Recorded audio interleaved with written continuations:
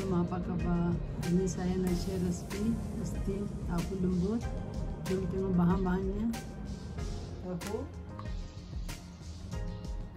kicap lemon manis, sos tiram, daun bawang sikit, bawang goreng sikit, cili merah sikit, dengan daging ayam setengah cup, minyak tengah tumis, bawang merah 1 biji, bawang putih 5 ulas. Cemca saya dipakai ni cemca makan, 2 cemca sos tiram, 2 cemca kicap lemon manis, gula sikit dengan tepung jagung. Cemca kecilnya cemca makan. Cemca kecil sorry. Pas kita steam tahu dulu ni, buka tahu dulu.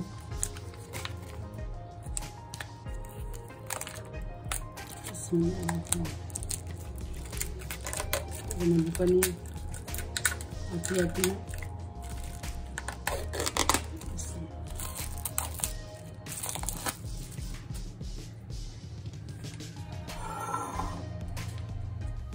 Steam tahu dulu.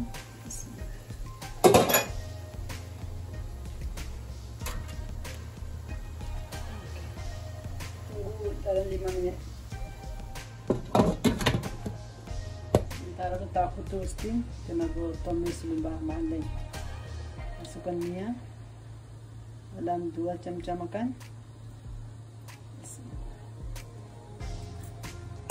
Tunggu minyak tu panas baru masukkan bawang. Masukkan bawang dengan bawang putih. Minyak dah panas dah.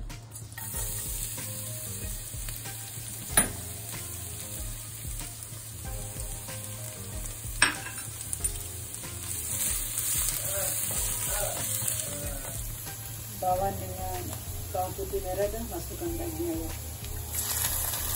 Boleh bawa daging ayam, boleh bawa udang kering. Sapinya udang kering ni boleh.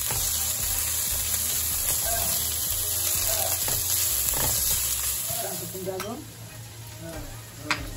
masukkan gula,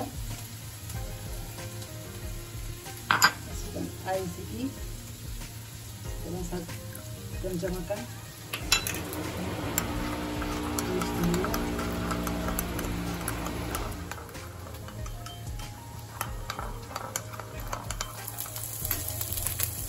Ayam bergoreng juga, kita masukkan kicapnya tadi. Kita lemon manis, sos tiram, gula, tepung jagung.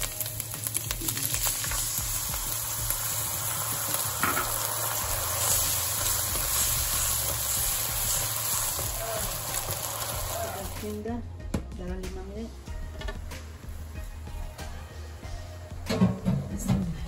Dalamnya ada air sikit, air kena buang. Transfer pinggan kita nak hidang tu, nak kuah siap dah. Karena kita hidang. Kita tekan gas.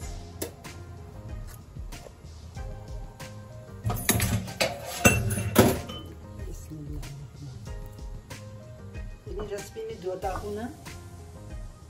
Satu sebab untuk saya hidang dan satu pakai.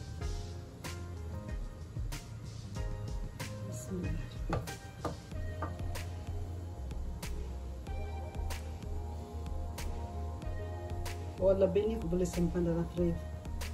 Lain kali boleh pakai. Kita nak hidang dulu. Boleh bawa bawang goreng sikit.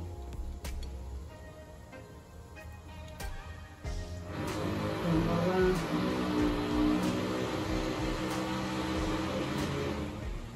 Cili merah sikit.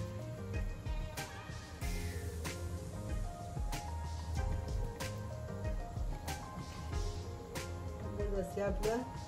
InsyaAllah jumpa lagi. Ada resipi. Terima kasih. Sampai tengok resipi saya. Assalamualaikum.